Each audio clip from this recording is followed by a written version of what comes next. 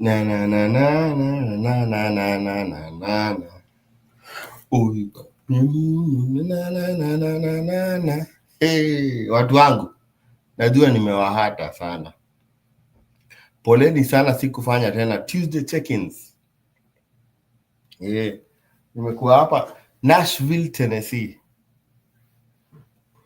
Welcome by the way. Najua tumepoteanwa sana.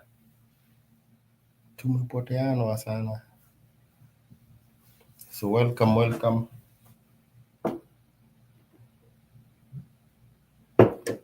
Karibu. Ukifika tuambie uko where are you watching us from? By the way, leo niko na story nyingine moto sana. Nataka niwaambie. Ukifika tuambie uko unatuwatch, where are you watching us from? Unatuona ukiwa wapi?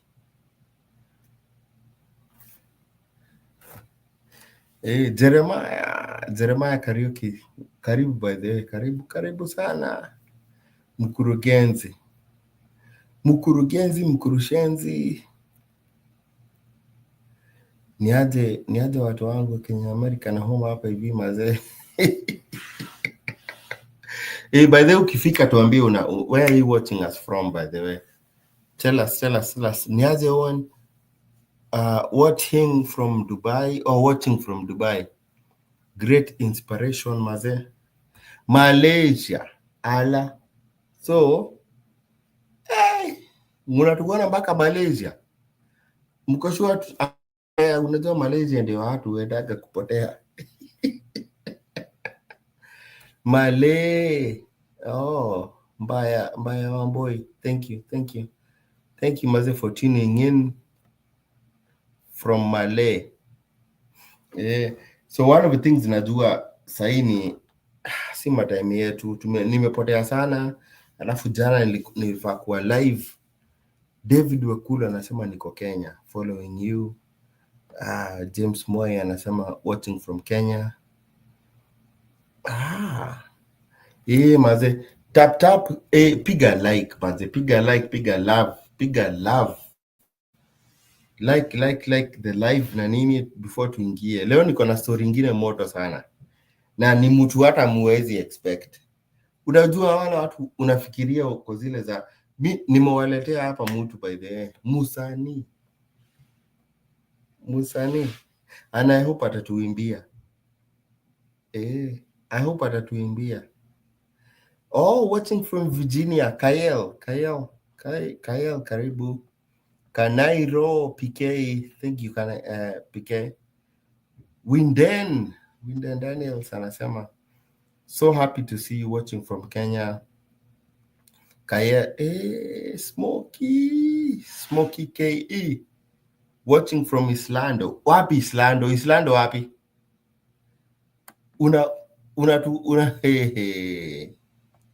Unatuachia wapi Islando by the way? Before nikwambie, Buda si unichukulia pasua chafua. Pasua chafua. Welcome everyone by the way.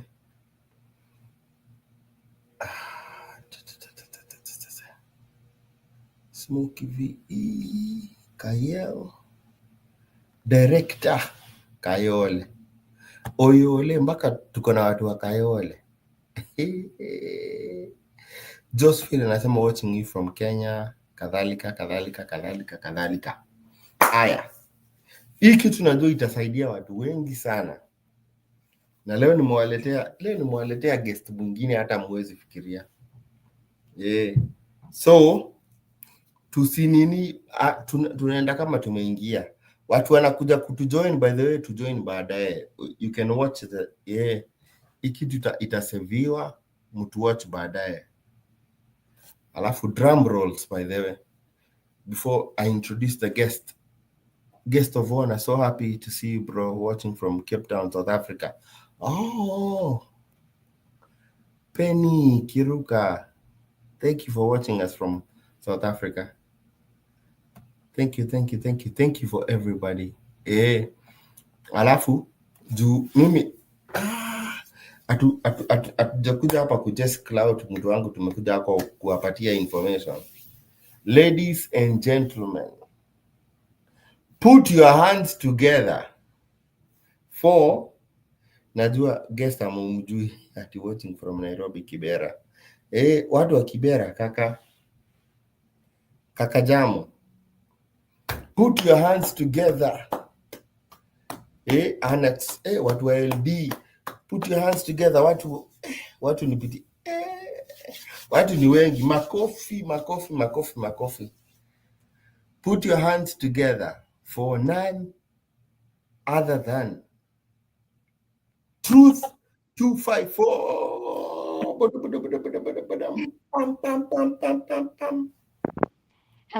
Hello. That's a very nice introduction.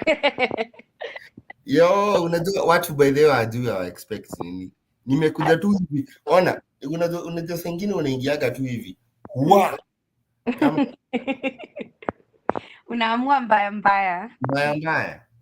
Inakubali. Watu walikuwa nadhani hii wiki hatutaingia live. Well, thank you for letting me join your live, and I'm very excited for people to know more about me and just, catching up with everybody. So wait, what people mshaanza kusikia accent. Hata hapa leo nimewaletea ule dem. Ule dem anaongea ako na accent ya Kiamerika. Msichana ni kama amezaliwa Amerika. Dominion Kenya damu. Leo nataka tukue, by the way, leo sisi wote tunatoa naked truth. From the Truth 254. Wait, Truth 254 by the way, tumbia. Well, I'm an artist. I'm an R&B singer, and I chose to call myself Truth because growing up, I felt really sad watching people live like double lives and being a hypocrite. And it's really, really sad because you're lying to yourself. You're not even lying to anyone else. You're lying to yourself. So I just wanted to live in my own truth, and I wanted to show people that through my music that it's okay to be sad, happy, scared, vulnerable, and I do it through my music. So that's why I call myself Truth, because I live my own truth. And then 254 because it's the zip code of Kenya. Unajua watu wangu by the way bado wanaoma hapa. Sasa niwaambie, mimi nawafikiria kuna mtu anaona. Unajua kuna watu walituambia wanakuotia from Kibera. Sasa unajua babangu ni pasta, hata amejenga kanisa Kora Mbaya. Sasa Kayole ni nyumbani bana. Let me tell you something. East to west, home is the best. Hata usafiri uende wapi. Remember what Yemi Alade said? Anywhere you go, London, USA, nowhere be like Africa, nowhere be like home. There will never be a better place than nyumbani. Ni venye tu watu usahau wakikuja huku majuu, they just act like they've never been in a matatu. They act like they've never wajai kula githeri, wanajifanya wajui nini kunaendelea. But home is home. Home will always be home. No, by the way, unajua karibu nifikiria. Okay, so hii trip sibebangi chapo, but hii trip nilibeba chapati. Watu wengi wanajua nilibeba 500 chapatis kutoka nyumbani. na nilibeba chapati na bado sijakula. Hata sijaona. Bado utamaliza? No, sijakula. What do you mean hujakula? Nilizibeba ziko kwa backpack. But okay. Mali nilikuja hapa hivi they are feeding us so much mpaka sijakula nini. But then kuna watu wanatuona from Berlin. Hello. Design from Berlin, anatuambia watching from Berlin, Germany. Hi. Hey Lydia, thank you Lydia. Hey, watu wangu ni aje. The nostalgia. Okay, sawa. Hata nikwambie ukweli Truth. Yeah, tell me. I'm listening.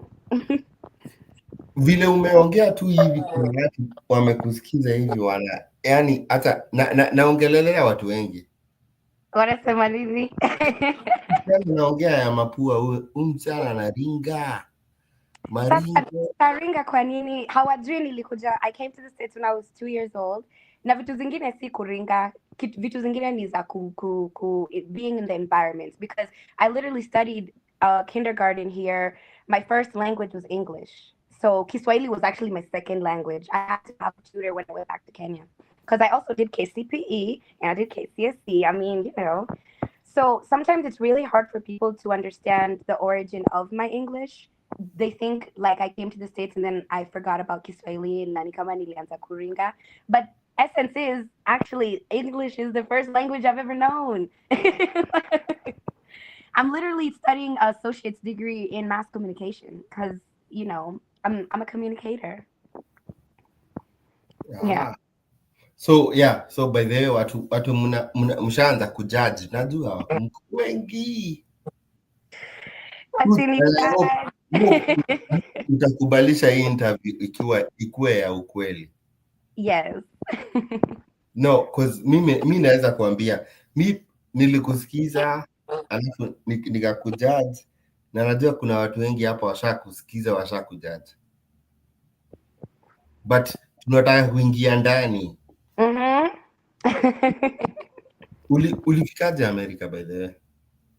So babangu alikuwa anafanya theology California, and at that time he left me and my mom and my big brother in Kenya, because he left when my big brother was already born, because he was born in Nairobi. He's called Calvin.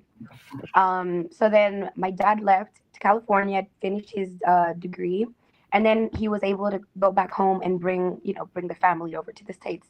So luckily I came to the States in 1999. 1999? Yeah. Watu hawajaelewa hiyo kizungu ni 199. 1999.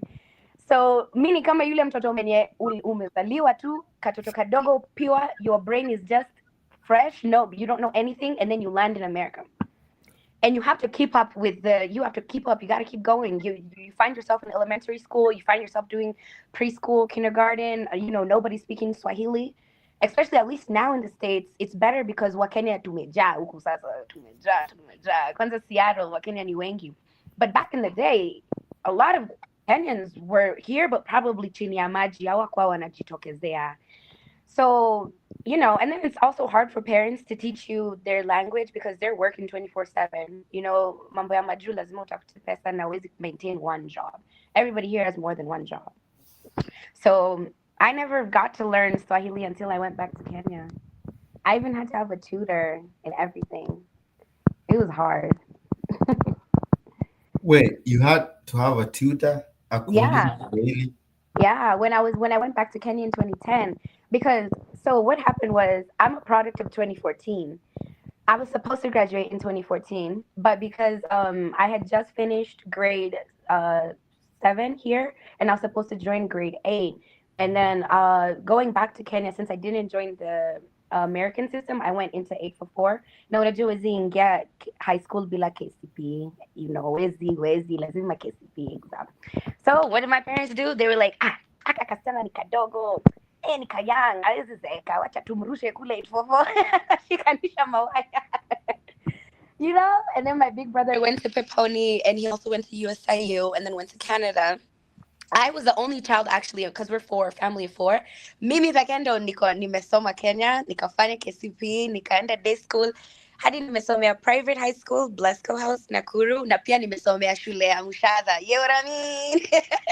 Kule Kerugoya, Ngaru Girls, Nzani. I'm telling you, Owen, people don't know me. No. Hold up. I'm telling you.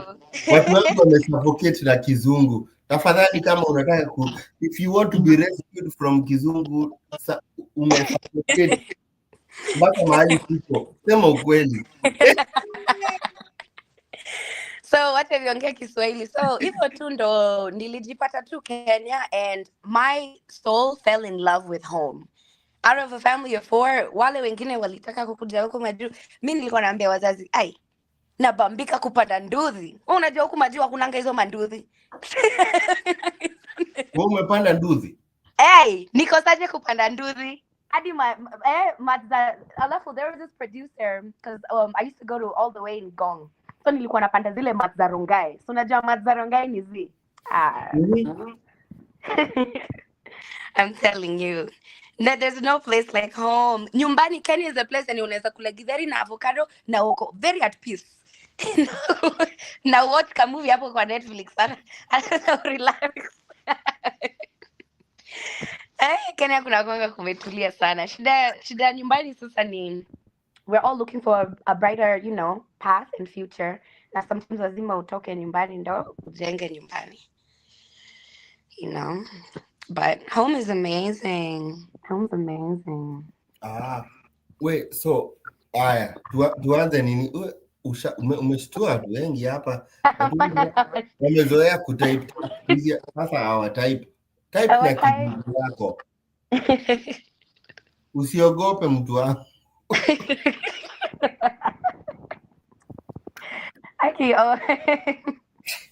No, by the way, kama uko hapa na ushashuliwa na kizungu inaongelelewa hapa.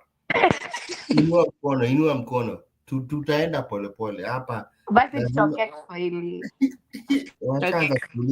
Washaanza kuuliza kama uko na mtu, uko single, ati yako single. Edmond mapema. Umeona pete? Hakuna pete. Hakuna pete bado. Unajua hii mambo ni competition. Ako katika uwanja.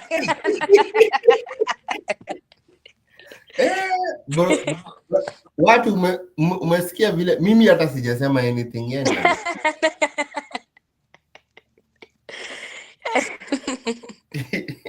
Watu wasema kuandaka sana.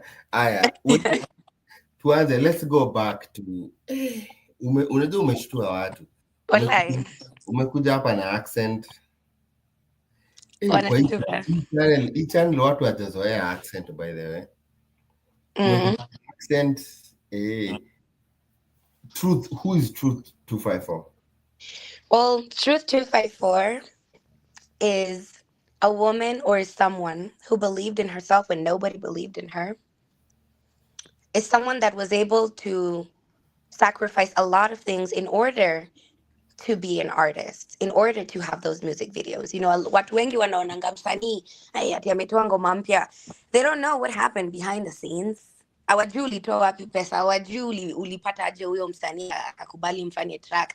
Hawajui hata inspiration ya wimbo zako imetoka wapi, So I call myself Truth 254 because I'm a voice for the voiceless.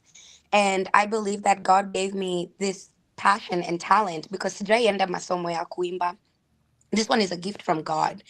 And sometimes if you don't use the gifts that God gives you, he can take away those gifts. So basically, my work as an artist is just to spread a positive frequency and let people know that you can do it. Even if nobody believes in you, you can do it. Umona comment Edmond Chega, which is what most people understand. Oh, she's so energetic and such a vibe. Thank you.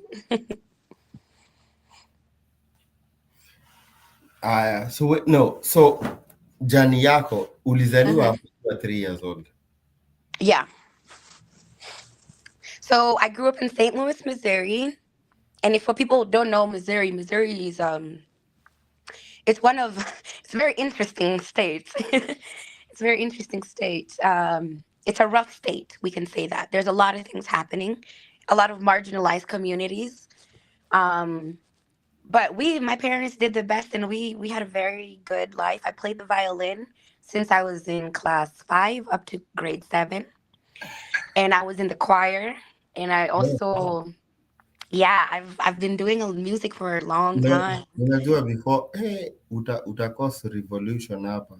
Ati ulicheza violin? Yeah, from grade 5 up to grade 7. Wanajua, guy, mtu watu wengi hapa wanajua dingoingo.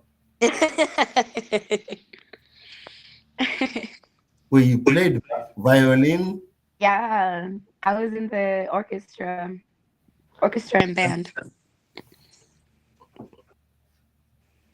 So wait, so how did you no turudi kidogo? How did you end up in the US? So what happened was my dad finished his degree in theology, and then he went back home, and then he took me, my mom, and my big brother, and he brought us to the States. So we started living here. That's basically how I came here. Um, so we lived in St. Louis, Missouri for like a lot, for like probably like 8, 9 years, because I've only lived in Seattle, Washington for 1 year, and then I moved back to Kenya because I moved to Kenya in 2010. So yeah. I mean, I don't know. Ask me a question, I'll give you an answer. It's No really way. hard to. No way. So you moved to Kenya in 2010, Mm-hmm, alafu ukarudi hapa hivi. mm-hmm, Because mimi najua watu wangu. And one of the things wanajaribu sahi kufikiria na imewasumbua sana kwa akili. mm. Ni huyu msichana hapo amezaliwa Amerika na kizungu anaongea. Sijazaliwa Amerika, nimezaliwa Kenya, but nilikuja majuu nikiwa mtoto. But kizungu unaongea inafanya watu hapa wanakuwa nini? Hapana, waambie wasiogope. Ni kwa sababu ni kama Unarudisha self esteem ya watu wangu hivi chini ati hapana. Waambie ni kwa sababu ya mali nililelewa when I was a child. You see the brain, it's easy for a child once you're born up to the age of 7 years old, scientifically speaking. If someone is a child and you uproot them at a young age and you take them somewhere else from a baby up to 7 years old, they adapt very fast, and that's because that's what they receive at that moment. So even if I was born in Kenya and then my parents took me to Spain, right now labda ningekuwa nakwambia como estás, muy caliente. You know what I mean? Ningekuwa naongea Spanish, but it's always that's why people should be very sensitive when it comes to different people. If you hear someone speaking differently, usikuwe na hizo feelings za damn anaringa z. Maybe I found myself in the States. Ningefanya nini? Nilikuwa 2 years old. Sasa ningefanya nini? Na huku majua hakuna Kiswahili, unataka daje sasa surely. hapo ndio kuna shida na hapo ndio tunataka tu address by the way. Watu hawajui wewe, hakuna mtu uliambia ati ukaandika chini mimi nataka at 3 years old nijipate. Hakuna mali niliandika, nilijipata tu kama ati tangu mdogo. 3 years old nijipate America ninaongea na kizungu inatoka kwa mapua. Oh my gosh. And I think hapo ndio disconnect inaanzia. Watu wanashangaa huyu msichana ni nini anajaribu kutuonyesha, si ndio? And let me tell you something, Owen, I suffered when I went to Kenya because my first Kenyan institution was One Can Academy in Ruiru. And when I tell you I suffered because walikuwa wananiita mzungu mwitu. Jua naona huyu dem si mweupe na si mzungu, lakini anabonga kama mzungu manze. Na si ile ya kufake, juu kuna watu who fake. But you can tell that if this is someone that's literally, she's been speaking English for a long time, you could tell. I suffered. Especially ukienda hizi shule zenye it's not international, umerushwa huko na watu wenye hata hawajui who, you know what I mean? It's crazy. It's crazy. Because people judge you even before you talk to them. True. It's crazy. True. No, mpaka hapa hata usiende mbali sana. Kusema tu kweli. Leo no. Tuingie kwa kanisa ya Katoliki. Tuanze kusema huyu ni nani na. Confess by the way kama ulijaji udem. Kama ulisikia ile kizungu huyu msichana aliongea ukajua huyu ni maringo. No, hata nikwambie tu kweli. Mimi naongelelea watu by the way. Watu wakisikia accent uko nayo, first thing wanafikiria, msichana maringo. Amezaliwa huko. Guy. But hawajui ati umekatia. Yeah. No, before kwa sababu before akapitie huyu demu akona talent.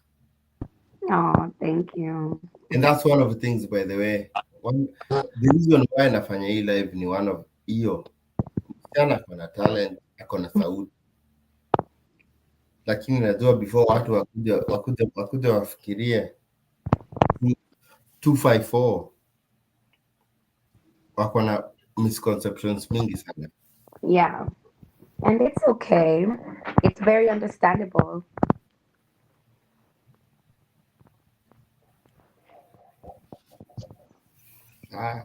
So wait, so you landed in the US. Yes. Tell us your story in the US, because watu wengi hapa hivi wananifollowingi kwa sababu ya Mambo ya majuu. wako most of the people hapa hivi ni immigrants planning to immigrate to the US. So umejipata US. Umepata makaratasi just because umekuwa US na unaongea kitu ile ya Sasa mambo ya makaratasi ni crazy juu watu dhani ati juu umeingia umepeni umefika ng'ambo ati ukiingia unapewangwa naturalization na papers ati ni kama president anasimamanga anagojeanga Owen Vivian Wanjiko Mwangi. No, unless you were born here, because I have siblings Okay. that were born in America. Okay. My sister was born in America. She's 22, and my little brother was also born in America. May his soul rest in peace. But yeah, it's not like that. It's a struggle. Hata watu wengi kama wazazi wangu vile walikuja huku during that time there was not a lot of communication, you know, people hawakuwa kwa mtandao wanachanuana nini wako wanajua hizi mambo za kusika silent.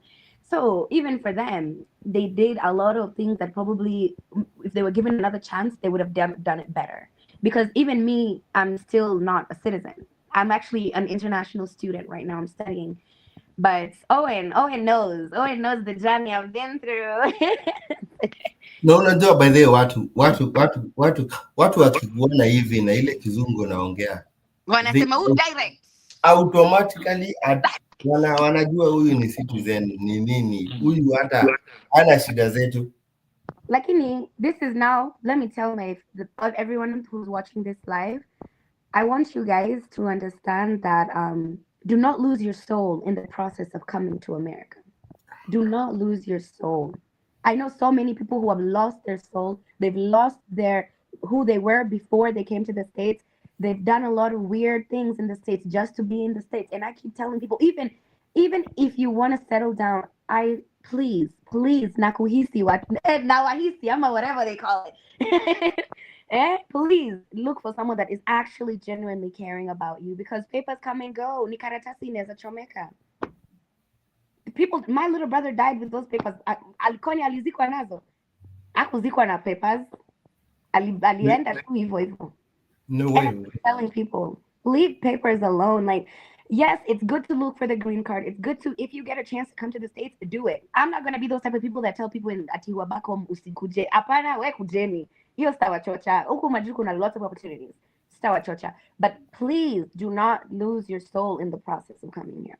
Because the problem with America, it's a very lonely place. This is a place of, you just see vehicles passing. Ni magari tu, hata labda hakuna binadamu ndani ya hiyo gari. They're soulless creatures in the States. People do not communicate. There is no community. Huwezi amka ati sahi unakosa chumvi unaenda kwa neighbor. Unaenda kwa neighbor anaweza kupiga risasi moja mbaya. You get? Like, America is very, very interesting. It's more of like a developmental place. It's to develop yourself and to go back home. That's all I can tell people. You know, and I get so mad when nikiona watu wenye wametoka Kenya wanakuja majuu, wanakuja kuharia wase wako nyumbani ama kuwafanya like wanafanya wakae ni kama they're not good people or they're like they can't make it in life. No, I know a lot of people in Kenya that actually are very at peace. And I know a lot of people in America that are so depressed. True. It is so scary out here. Like, even me, when I went back to Kenya in 2010, because now this is another story that people don't know about me. When I came to the States, I didn't have papers, but I didn't know that I didn't have papers because I was a child. Nilikuwa mtoi. Mi nilikuwa naenda tu elementary school, middle school, hivyo hivyo. Nacheza na wazungu na watoto wengine. You know, life was sweet. Life was nice. My dad was working. My mom was a nurse. My dad was doing businesses here and there, you know. So we were typical family life. Nobody nobody had let us know what was going on. But shock on you, you guys, when I tell you that hii mambo ya makaratasi ni ngumu. Mi pia I am a product of deportation. Wait, Nilideportiwa what the, 2010. pull up. So mwenye ako na kizungu. Pull up, kwa sababu watu walisha kujaji kitambo. Hii kizungu unaongea hapa wewe ni ati deportation. Kwanza ile yenye unakaa facilitation center. I stayed in a facilitation center for like 3 months in Philadelphia. Me, my mom, and my big brother. Because we were the ones that didn't have papers. And the hardest part about that time is wakati tulishikwa, sistangu mdogo na bradhangu mdogo wenye walikuwa wamezaliwa ng'ambo walikuwa wameenda nyumbani na babangu kutembea. So hatukuwa na watu wangetutetea because unajua wao wangekuwa hapa tungekuwa na hiyo kesi ya don't break up family, tumekaa huku for long, we are not criminals, nini, we did a mistake, please, But sasa mmepatikana nini wa Kenya wanawaangalia kama aliens.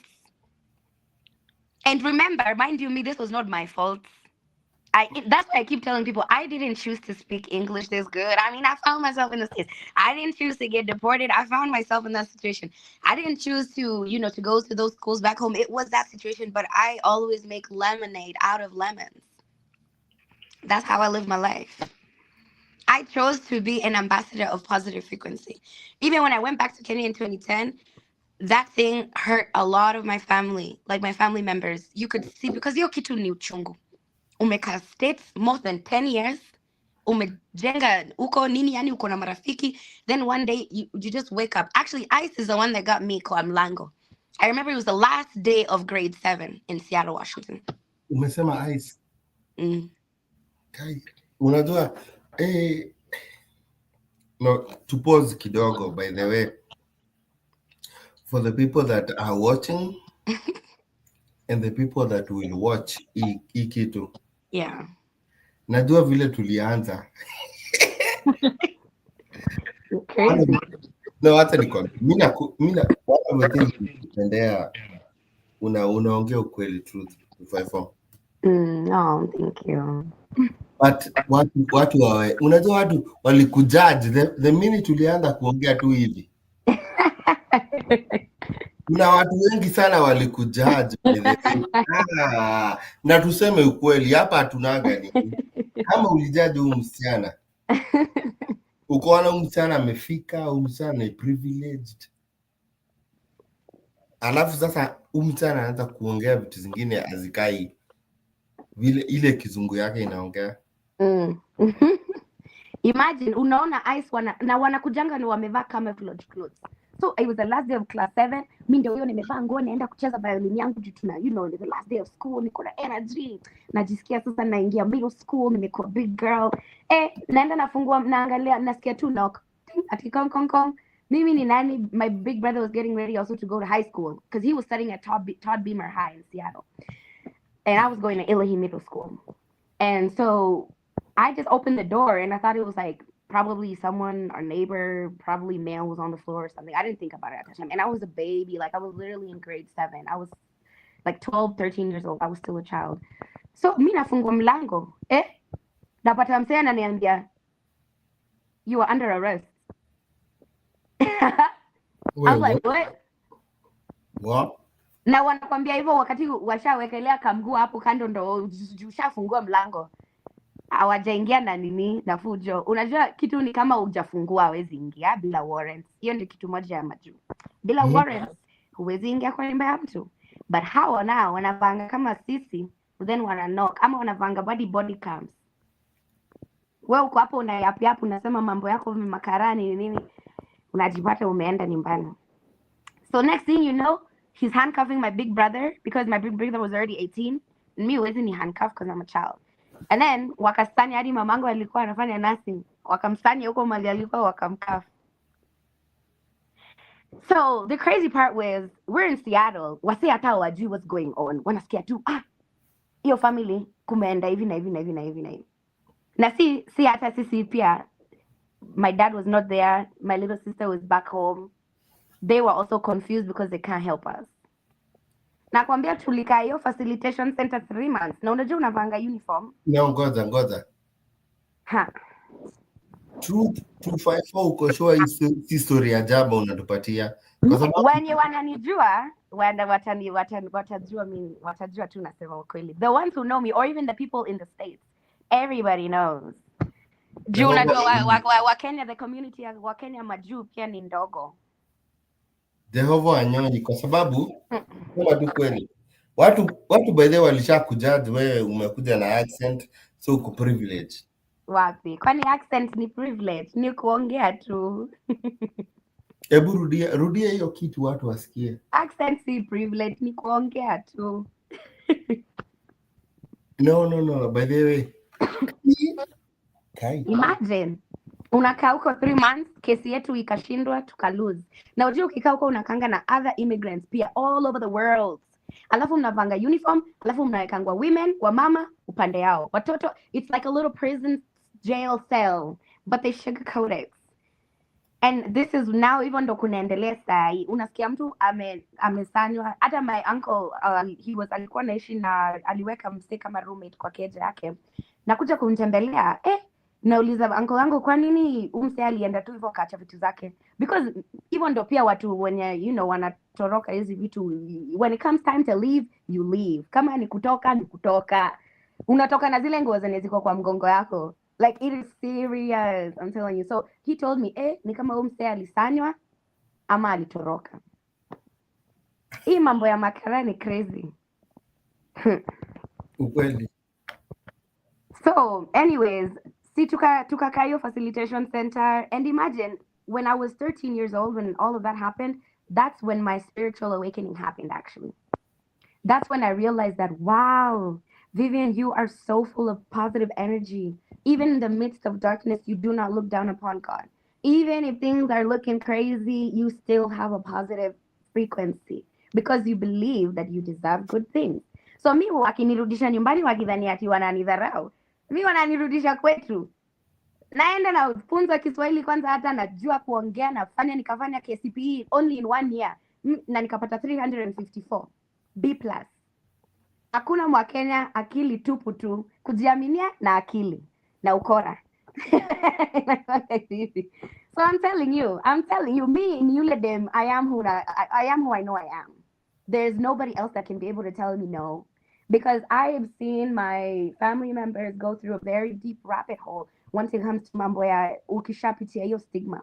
Because rising back from the stigma and creating a name for yourself is crazy. And I keep telling people the same. Hii nchi tu enye walinifukuza alijuzina makara, si wao tu ndo walinileta hapa ndani, na sahi mimi ni nani? I'm an international student. So I always tell wase, hii mambo ya majuu pia is not everything. Kikiumana kubali imeumana, panga maisha mbele ukiendelea kufikiria prospects. Usikae hapo unakaa kama mtu amenyeshewa. Life is very simple. I don't know why people make life hard. Life is very simple. Wewe enjoy maisha na ufanye venye inafaa na ujipange. Mambo ya kupanga wengine, hiyo ni kazi ya Mungu. No, Truth 254.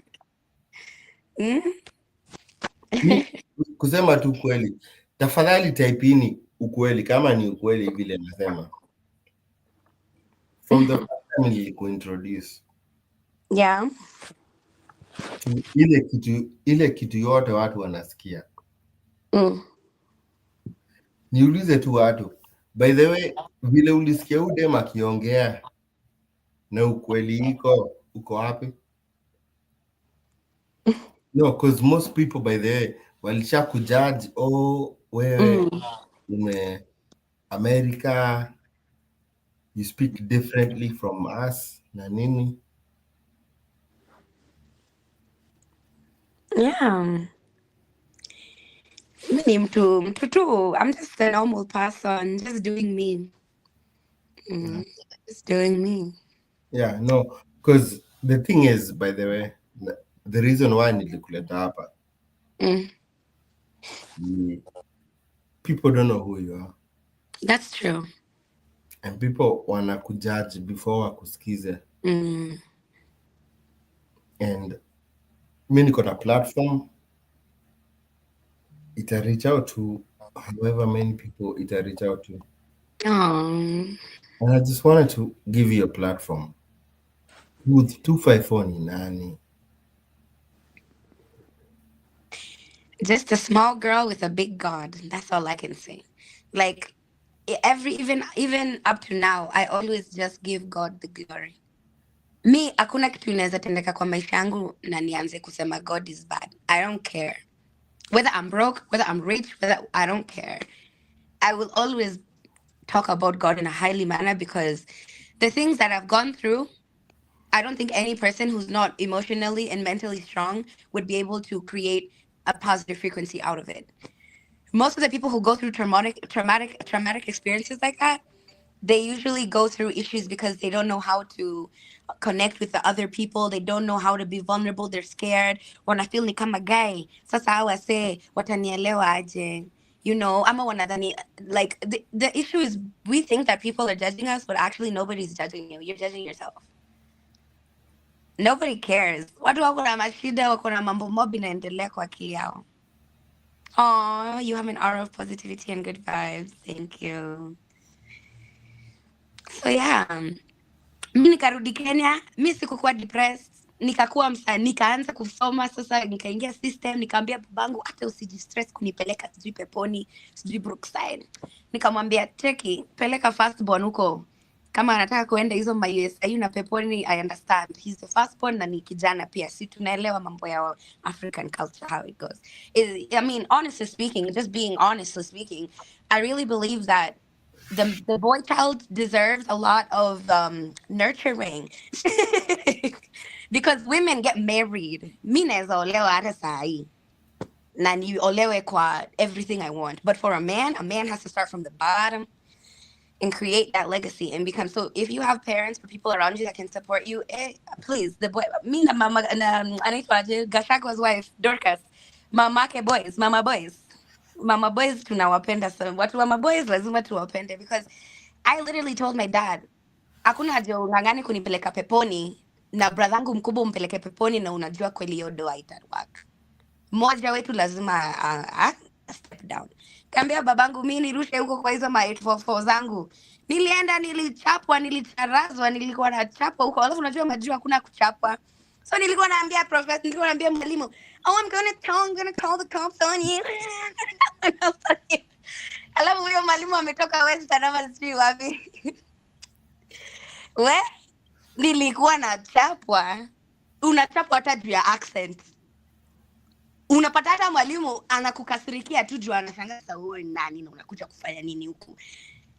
I'm telling you, you mean you can be deported and be admitted to come back to the state? Yes, for you can, but the thing about me was, remember, nilifanya makosa. I was an underage child who came here. It's like transportation. I was transported here. So whatever happened during the transportation issues, that does not happen to do. But they gave me a 10-year ban. I had a 10-year ban. So that was in 2010 up to 2020. So mi nilikuwa nachapa tu mambo yangu, nafanya usanii, naimba, naenda college. Nilifanya human resource management pale Sikatech. Nini. Mi ni msee tu wa mtaa. Sina mambo mob. Nilikuwa No, naenda Blaze events. truth. Mm. Mm. I think hii conversation tukianza vile watu walikuwa nafikiria itaenda is not the same way imeenda. No, Yeah. but one of the reasons why, by the way, mi nilisikiza story yako na nikasikia vile unaimba Um, and it's who you are yeah. when you artist, Yeah. lakini watu wengi wanakujudge differently. Mm-hmm. And I think bottom line ni tukimaliza hii live watu nata truth, who is Truth 254? Truth 254 is just, I am just a normal girl. It's just that I'm someone that was able to believe in myself because I remember when I started singing, nilikuwa naambia wazazi wangu mimi ni msanii, najua naweza imba. Juu unajua kama unajua. Wao wananiambia hapana, huwezi kuwa msanii nini. Mimi nikasema ni nini? hadi nilihama nyumbani nikaanza kutafuta kazi zangu. Basi nikwambia saa ingine inabidi hata ukuwe kichwa ngumu. Usiwahi kubali msee adim light yako. Nilikuwa natumia watu wa mabeshte wangu mangoma wananiambia ati you think you're Beyonce. Walikuwa wananiambia ati you think you can make it. Sai, ni nani anachezanga mambo mseto na niko majuu? Hata nakumbuka nikiwa Kenya, my mom started seeing me on naenda kuperform Alchemist, anaanza kuniona kwa gazeti, anaanza kuniona nikichezwa Citizen, KTN, naenda hizo ma chatspot, my interviews. And mind you, me, I'm an independent artist. Kwanza, let me say this very loudly and vocally, because pia kuna watu wenye wanadhaningi ati mimi ni yule msanii mwenye nili rich kid, ati wazazi wangu walikuwa wananipump pesa hivi. Nani? Mimi nilitafuta shilingi, kila shilingi hivi. I started from the bottom. Literally from the bottom. Guzisha no. Unajua before watu wako ni ma disbeliever. Hapa tuko na watu wengi. Guys, sasa wewe na unajua sasa hivi niko na homa unasikia. No, achana na homa kwa sababu mimi kama kuna kitu nimekupendea ni wewe. By the way, watu wengi wanaweza agree na mimi. Udem ni vibe au si vibe? No. Tafadhali, tuko nyi watu mko hapa. Udem ni vibe ama si vibe? Kusema tu. You're a vibe, by the way. No, thank you. But pia watu watakujua. Okay, you do music. Yes, I do R&B soul music. A lot of people tell me that my vibe is like Nikita Kering. I don't know. I think everybody knows Nikita Kering. She's such an amazing vocalist. And we actually have the same type of music vibes, you know, American vibes. Even Nikita Kering has that American genre. And I think there's a lot of disconnect with her career back home because pia I think watu pia wanamoneanga. Wanaonanga ude. You know, I really feel like also Nikita Kering, she probably goes through a lot of backlash. Probably because of her background and where she's been and how she's been. Her parents have actually supported her doing music for a long time. And her music is international. Nikita Kering is an international artist. Like, she's supposed to be performing in Paris, France, Germany, everywhere. But ni ngumu watu wa nyumbani wakuelewe wakisha kuona unaona hapana Kiingereza yake ni too much, kwani hawezi imba na Kiswahili nini. I've even met producers who would be like, oh, you need to sing this song in Swahili, at least with a chorus so that they can know who you are. I'm like, no, you should do your music the way you want to do your music. But anyways, yeah, I do R&B music. I have a track with Caterpillar. Caterpillar. He's one of the biggest, baddest rappers. Pamoja na kina Calligraph Jones. Actually, Calligraph Jones called out Caterpillar juicy because Caterpillar is amazing. He's one of the best rappers that I've known in Kenya for a long time. He's like my G. Yeah, I have like, I think 11 to 12, 13, 14 music videos on YouTube. Kelvin, hey, hi there, Kevin. She's on top. Thank you. No, najaribu kupostia ma comments ndio uone. Don't know. Yeah, because I can't see them as a people think you're legit.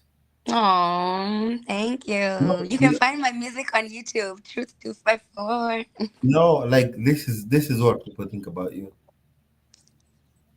Vibe, and she is legit 100. Oh, she's a vibe. Oh, thank you guys. I could top ish. Hey. Like before tuende sana, unajua lazima tuguzishe watu wajue. Walai. Unajua huwezi sema mimi ni muimbi. Walai. Okay. So, disclaimer alert, you guys. Me, sauti yangu imepotea. I came from Seattle to visit my uncle in Colorado, and tell me why Colorado snows one night, the next day it's sunny, the next day it's raining. Kuna baridi huku. But let me do something for you guys. All right. Let's see. What type of song? Any song? What a good way I can make you big. Kuna ile ya wasiwasi. Ile ya tell me what you want. Mapenzi bila wasiwasi. My one and only. Yeah. So there's wasi. The problem with having a cold is your vocals is your job. So if you have a cold, you could literally It brings out the hoarse, raspy vibe, but it's No, not but perfect. mi sijui kama tuko na watu wengi hata watu watavote. Mimi hiyo ukisema horse na nini unaimba vizuri. Walai. No, by the way, kama unataka aimbe, unaona watu Kevin anasema Sing a bit. Okay, there's this song called Wako. Nakumbuka vile tulipatana, mapenzi yetu ikawa baraka. You came into my life and made it brighter. But leave your baby, don't go, cause we're fighters. Take my heart, never let go. You kila siku ehu nisho. Take my heart, never, never, never let go. So that's actually one of my songs called Wako. And I write all my songs because I write my songs from me, from past experiences, breakups, you know, breaking up, making up, being lonely, being broke, everything, everything. I call myself Truth because I might not talk about myself a lot vocally to my friends or to you guys, but if you listen to my music, then you guys will actually learn to know me better, you know? So, yeah, that's just me. Thank you guys though. It's been a vibe. I wish I didn't have a cold. I would have sang better. Well, you're so to eco top top. Thank you. Thank you. Thank you. We mpaka umeamka umeenda umeona hapa. no, me by the way, one of the things nilikuwa nataka kupatia platform because roho yako iko fiti. Oh, thank you so much. No, unajua kuna watu wengi sana ni vile siwezi pandisha watu hapa. Kuna watu wengi sana wako hapa born America, hawezi hata ongea nao, Yeah. but roho yako just from who you are, na ndio naomba watu wakupenda. Kwa nini? By the way, Subscribe now and follow. watu mtu ako zile za okay, ude mimi nimempenda. Where can I get you? Oh, yes. So you can get me at Truth254 on YouTube, Truth254 Instagram, Truth254 Spotify, Truth254 Boomplay, Truth254 on all digital streaming apps. I made it easy, you know, it's the same name everywhere. Truth254 TikTok. She needs to consider recording in a studio and start distributing samples. I already have music. I have like 14 music videos, Amos, and thank you. You should check out my music videos on Truth254 YouTube. I even did a music video in America, in Seattle, Washington, like 7 months ago. That's one of the recent music videos that I've done. It's called My Flowers. Kulikuwa na kamzungu hapo ndani. No, watu abia watu. Okay, so how can we get you? You can get me on all digital streaming platform apps. Like I communicate, I talk. So you can literally DM me and on Instagram and I'll talk to you. Trust me. I'll text you back. My name is the same everywhere. Truth254. Just discovered her channel. She's a vibe. Oh, thank you. So I'm actually right here on YouTube. So after this video call, make sure to just jump and look at Truth254. From your story, you inspire a lot in different ways. Thank you. And we haven't even started to talking about the journey when I went back to Kenya. Alafu nikamaliza masomo, then maisha ikaanza kuniramba. Wacha mimi naambianga watu nishaiuza hadi manguo hapo Alvo House. Unajua uzuri, I have receipts. See stories za Java. Wakati wa COVID, I was working as a secretary. And then kazi iliisha juu hakukuwa na job. So one of my friends offered for me to work as a salesperson ya manguo hapo kwa macontainer kwanza. Si ati hizi maboutique expensive nadhani. Hapo kwa macontainer nilikuwa nauza manguo, hapo kando ni msee wa mamovie ma DVD. Then hapo chini kulikuwa na msee wa makeg, so tunachapa keg kabla uingie job. Then you get what I mean? Maisha tu ya mtaani. Mimi ni mtu mwenye mpaka nishaiishi single room. single to bedsitter to 1 bedroom hivyo like mi ni yule mse mpaka nilikuwa nagojea ikaribia 11 pm ndo niende kwa mama mboga anipe vitu cheap. Niko na njaa. Lazima aziuze. Hadi wacha nikwambia, lakini kuwa msanii Kenya ni kujitolea. Juu ukiwa msanii Kenya, like when I was in Kenya, everyone used to watch what's your page and where can I find your music? You can find my music at Truth 254 on YouTube, Instagram, all digital streaming apps. So nakwambia mi Kenya, by the way, maisha ilinionyesha mambo. Because people would see me on the TV, would see me dressed amazingly. I was a club host and everything. Mi nishaikuwa hadi club host. Club host, unaenda kuwika sauti inaisha ndio upate ka 10K kako ulipe rent. Na sasa hiyo unachezwa kwa mambo mseto na Citizen. Nilikuwa huko nazurura na kina Nano Witi nini. Yaani nilikuwa msanii, yes, lakini pesa ngo. Mpaka unaenda interview una pesa ya Uber, unaambia mabeshte wako wakuchangia do ya Uber. Najua wanakupenda na wanakuaminia, wanakuambia manze, acha nikupee do. Mimi hadi nimefanya ngoma na Jeshi Jinga inaitwa Baddest. Shembe teng. Wale wenye wanasema ati dema anaringa, dema anaweza ringa aje, na nilienda mpaka kwa Jeshi Jinga na niliwaaminia na nikatuwatengenezea music video kali. We. Na walombo top siku zombo tote. Mimi ni yule msee. Ni vile tu watu hawanijui, wanapenda tu kuringa, wanapenda kunikasirikia juu ya Kiingereza. And I'm like, oh my gosh, what am I going to do now? It's a language. What am I going to do? And I'm literally living in the States. Mimi hata vile nilirudi Kenya sikuwa naongea Kiingereza. Juu nilikuwa naona kila mtu ananionea ubaya na sina ubaya. So inabidi tu unaficha hiyo Kiingereza ndani ya roho. Uzuri English haiwezi potea. Yani first language yako haiwezi potea. Mimi hata nifunge mdomo aje siwezi sahau English, because that's the only language that I knew when I was a child. But anyways, Owen, I just want to tell people out there that always have a positive frequency and never be the type of person that's like always thinking about you're the victim, you're the victim, you're the victim, you're the victim, you're the victim. No, at every time, this happened, that's why I'm like this. No. Know that you're the prize.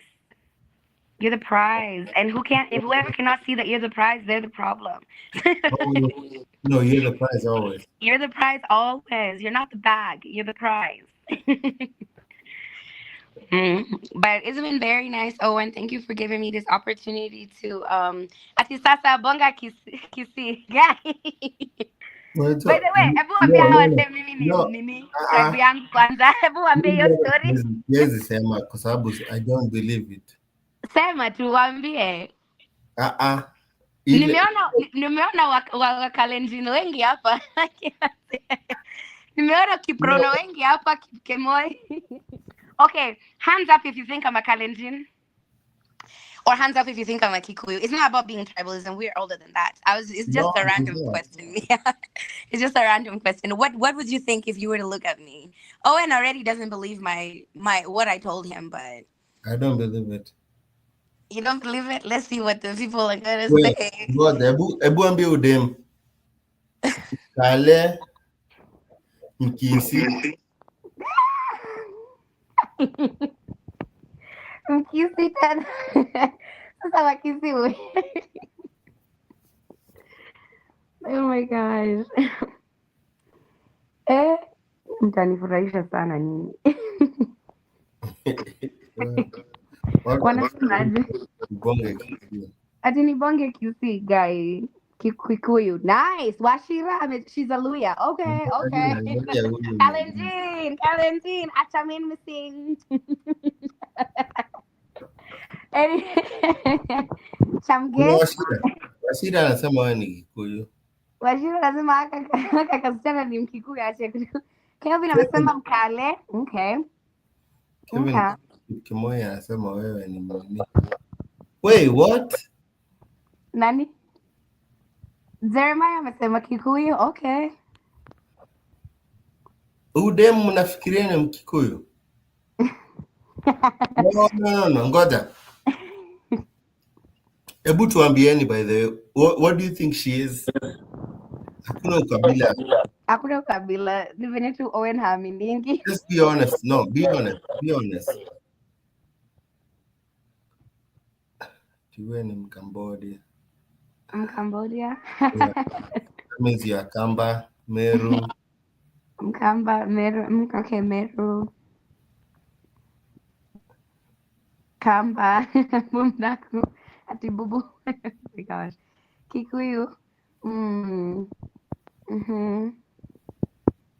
Huyu ni wa kwetu Luya. Dennis Muhanji. Sema huyu ni Luya. Mkamba, all right. Sema Okay. yeah. Fungua tu roho. Hakuna nini. Umefungua roho atukasirika. Massive love from China. This is a Kikuyu. I'm raised by a Kikuyu woman. I can tell. Hey, okay. The Kikuyus are standing on business. Kamba. Na watu wengi wananiambianga by then naweza kuwa Mkamba. But sasa mi si Mkamba. Yeah. But niko na mabeshte wengi wa kama Kamene na kina Monica Mulandi. This is one of my good friends. No, hiyo kizungu yote. Wacha ni anakaa shiko. Kuna mtu amesema hivyo? Amesema anakaa shiko. Wajiko. Wajiko. Adoa nyoba. Unasema huyu anakaa Wajiko? Amesema hivyo. Amestanda Wakikuyu wanakuanga wanaitanga watu wao hivi. Anyways, Wakikuyu wanataka kuclaim hii kizungu yote. Imagine mimi ni Mkikuyu naitwa Vivian Wanjiko Mwangi, but mi ni Mkikuyu Mkale, like nimezaliwa Eldoret. I have family members who are also, from there. But I know that, I'm a Kikuyu, but people think that I'm a Kalenjin. I don't know why. But yeah, mi nilizaliwa Langas.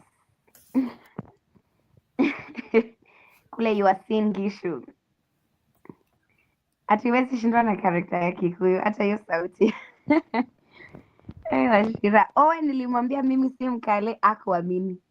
No, mi bado nimekoma hapo kwa wewe ni Mkale. Mi ni tu wale wa Kikuyu wa Rift Side.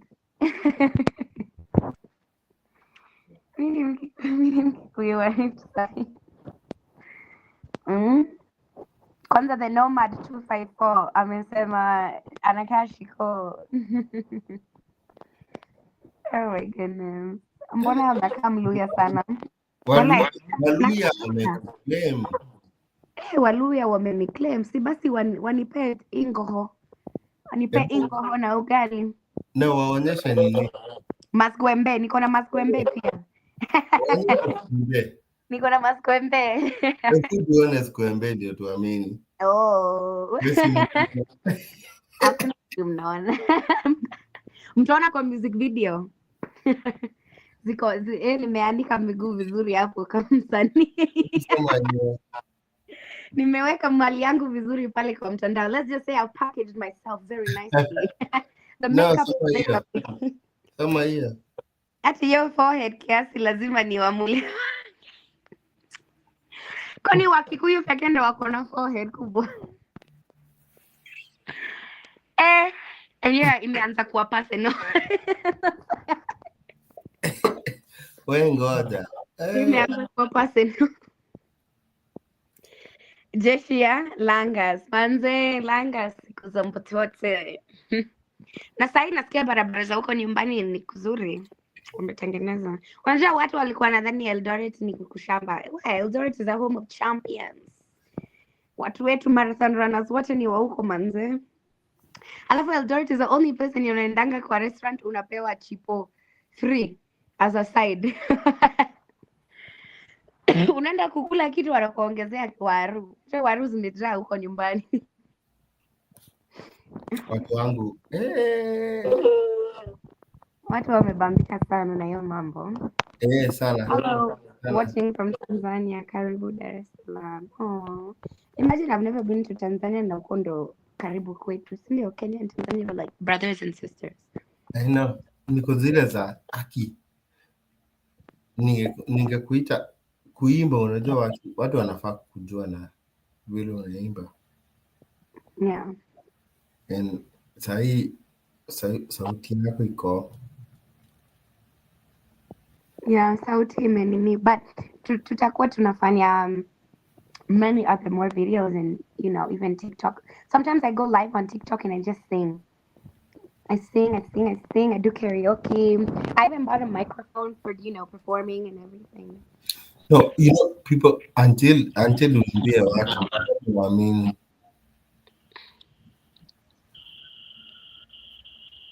Until uimbie watu ndo wataamini. Yeah. So hawaamini sai? Guy. Tuimbie. Okay. Let me see. Kunywa maji ya ndimu kama you have to do that. So what's gonna be Tuimbie ndio tukuamini. Okay, but there's this one song by. Let me see if I could do that song for you guys. Nani song yenye najua watu wengi wanajua. Okay. Acha nikunywe maji. Umesema sasa watu wakunywe maji. Okay.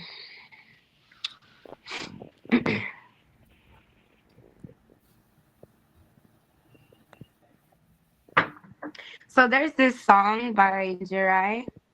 She's one of the good artists back home. So I'll do a karaoke version of it. I told you guys I got a cold. I literally got a cold.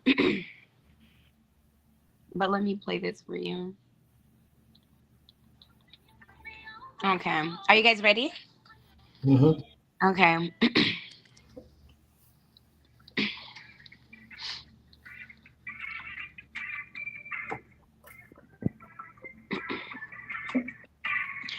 Nashanga, it's been a long time. Nikama, you're moving on fine. Imagine, and my voice is cracked.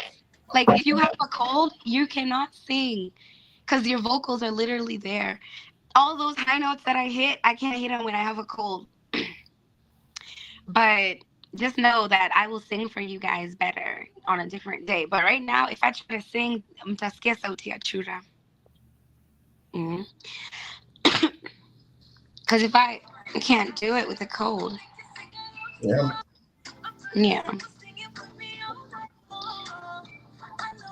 Unless you want me to do like let me see. Ujaisikia hadi msanii alikuwa anafaa kuenda kuperform mahali alafu anakuwa na voice issue ana cancel hadi trip. Tunasikianga. Voice box inakuanga muhimu. Ukicheza sana unaweza mix up a lot of things. Hata unaona msee mwenye anapenda kuimba anafaa kuwa anaenda voice therapy. Lazima maintain sauti yako, but let me see. There's this little instrumental on YouTube. Let me see if I could do a karaoke freestyle. Let's see.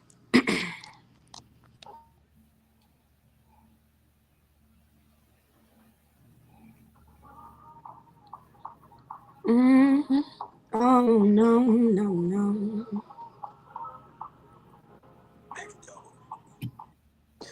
I just want to be full of patience and love, and prosperity is all I need. And each and every single day, I always gotta give thanks to Sir Jack, cause he always got me feeling like a melanin. Goddess, oh no. And I just wanna be free to be me. The voice in the kata, you see the voice in the kata, you can hear my voice cracking. My voice is not good right now. Oh, and you have to just let me be for the day. No, it's okay. The voice is not good. Yo. But just check me out on YouTube. Where should people follow you? You can follow me at Truith254 on Instagram, YouTube, TikTok, Spotify, Boomplay. Yeah, all social media handles. Just put in Truith254. And also, I promise you guys, I'm actually a live performing artist. That's why it hurts my soul so much to not be able to perform for you guys live. because I literally that's my niche. I'm not a recording artist. Recording, I do it because you have to record and release music, but I believe that I'm a live performance artist. I like to be in the vibe. So sorry, you guys, that I couldn't give you a live performance that good, but give me at least a week, and once my voice is better, we'll be doing more of this with Owen. Sindio, Mm-hmm. tutakuwa tunaingia hapo ma freestyle nini. And the good thing about me is I can make music with any beat. I just have to vibe with it, and then I go with it. So you guys are definitely going to be in for a prize. Hujaifikiria kuimba gospel music? Um, okay, let me tell you now about where I stand with gospel music. Actually, something that people don't know. My dad is a pastor, my mom is a reverend. I grew up in the church. My dad has a church in Konambaya, Kayole. I grew up going to church in Kayole actually.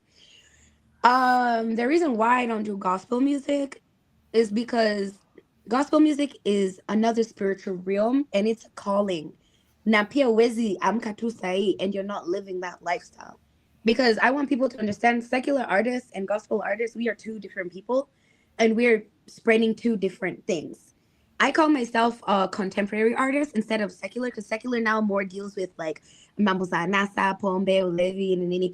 If you listen to the music that I make music about love, about surviving, even the hardest things we've ever gone through. I make music about relationships, like simple, nice things. I don't my thing about singing gospel music and you're not in the realm of being, true to yourself, I would be fake. I wouldn't be truth. I would be fake. And so even my parents always ask me, "Oh, when are you going to do gospel music?" And I tell them when the time is right and when I have agreed to do that journey, and when I can be able to actually look people in the eyes and tell them that this is a lifestyle that I'm living. Hakuna haja niwadanganye naimba gospel na nafanya vitu zingine huko nje. You get what I mean? You get what I mean? Gospel is I feel really sad when I find gospel artists who are not there for the right purpose because you're playing with fire. And that's a very, very different genre and different sector. So Ati, hey, bro, it's so fucked up in the 254, man. Where?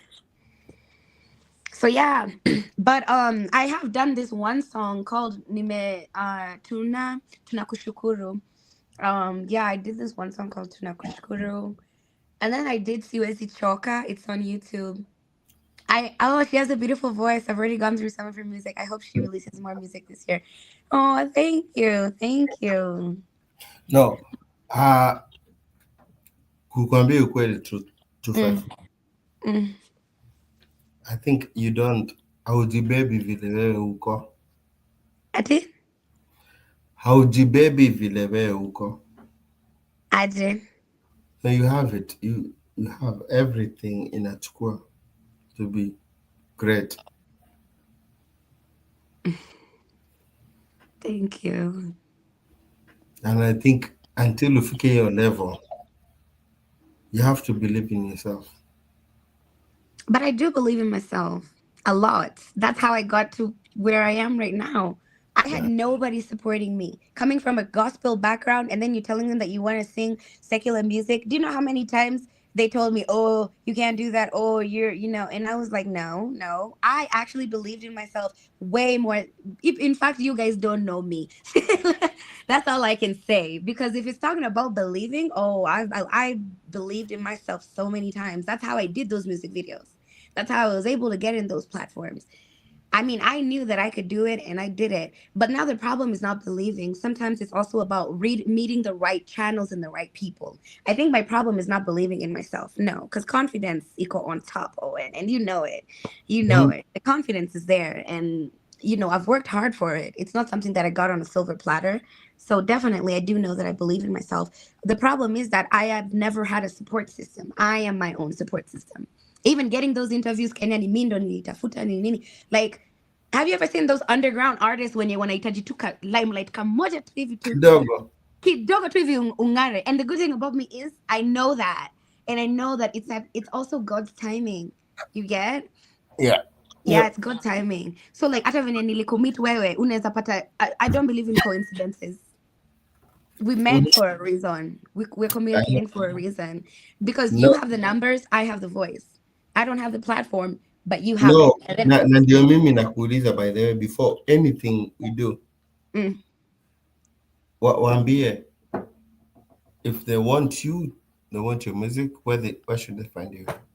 yeah, if you want to find my music, just get it at Truth254 on YouTube, Truth254, Instagram, Truth254, TikTok. Yani, kumbuka tu kweli, alafu zip code ya 254.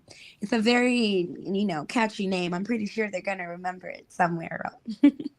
Truth 254. Yeah, Truth254. You could put that on anywhere. Spotify, Boomplay, Audiomack, all those streaming apps. Kwanza YouTube can be any YouTube. Yeah. That is very important because that's where, artists go global No, and alafu everything. pia, hey, my people maze. Truth 254, is that your YouTube? What? That's your YouTube. That's my Truth, YouTube. Yeah. tafadhali watu wangu. Follow her, support her, whatever she does. Oh, thank you guys. Thank you. Nimesikia nimebambika pia kuongea na wewe and talking my story to a lot of people. I usually don't tell people my stories, so it's also very easy for people to not understand me. Yeah. Kuna mtu amesema she can be like Tiwa Savage. Ish. Vibes on vibes. Vibes on vibes. Vibes. Hey, standing on business, Mr. John John.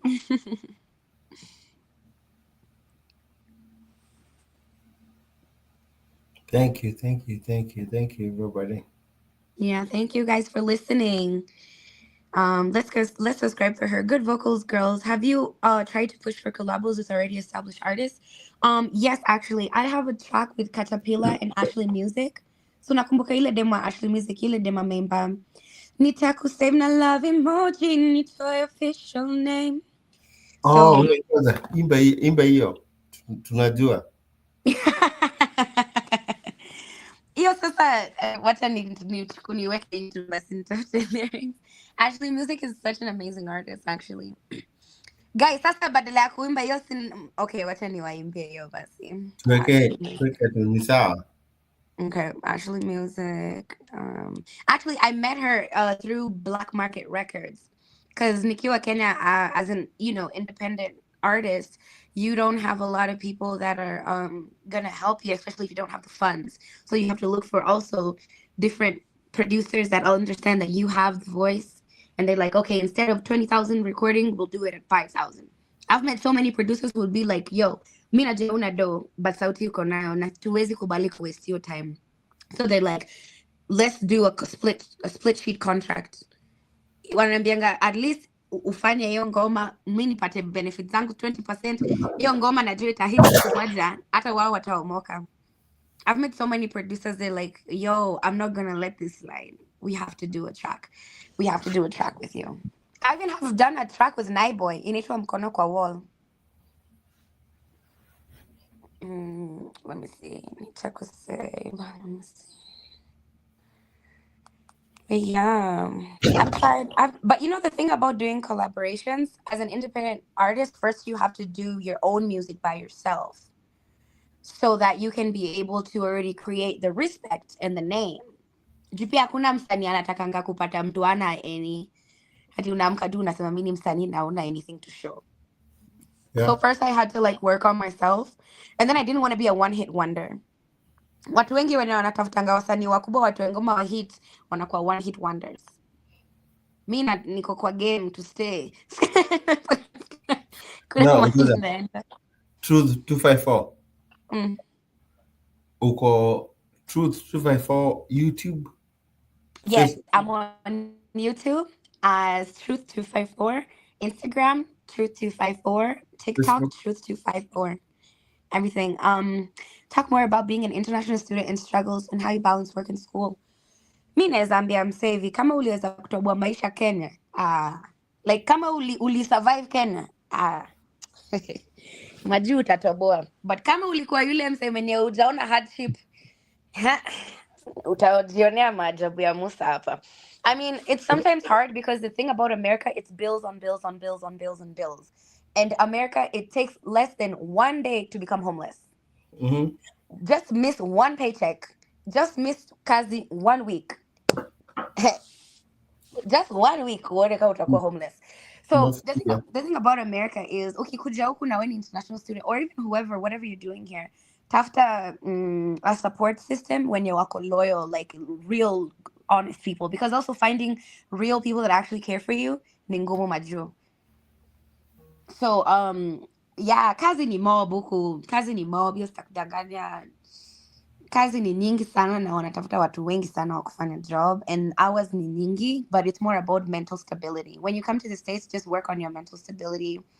Weather is horrible sometimes, so take your vitamin D, your vitamin C, create a normal regular lifestyle. Kama ulikuwa unaweza kukula ugali na omena ama ugali na kuku hapo, endelea kupika hizo vitu.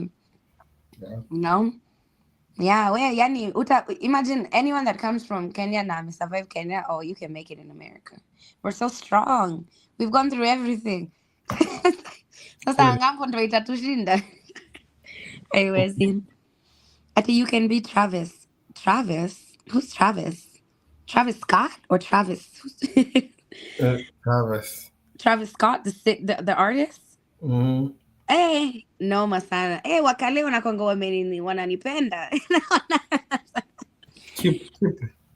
Keep salimia all the Kipronos for me. If you see a Kiprono in Kenya, mwambie Shiko amemsalimia. Wanataka kutoa soko. Wale wanataka kunitoa soko. Guy, me by the way. Wakitaka kusubscribe na kutoa soko wanaenda wapi? Wakitaka kusubscribe na kunitoa soko. Wanitafute Instagram juu hapo ndo wataweza kuni DM basi. Wani DM Truth254 on Instagram. I promise I will reply. I will reply. So no, thank you by the way. Thank you for anytime. Pia mi nimefurahia sana kuongea na nyinyi na wewe. It's been a blessing. You guys are nipe kabisa msupa. Hey, Owen. Owen. No, najua utapatana na wao. Ni wengi. Mbona wanakwambia? Wanateseka. Wanateseka, wanataka kufika hapa. Lakini watafika. In Jesus' name. Amen. Amen. Haya basi wewe, have an amazing rest of the day. Hearts with Ducky. Hi, how are you? I love your profile picture. That's very beautiful. Very nice. Well, I'll see you later. Oh, thank you. Nakulombo tov na walombo tov nyinyi wote. Thank you. All right, bye. Take care. Asante.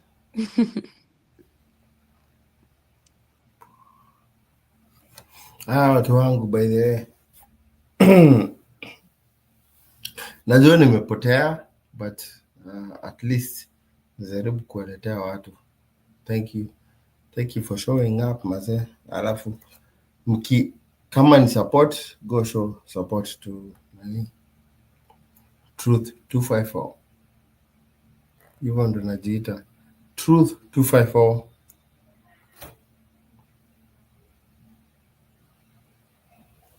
Peace.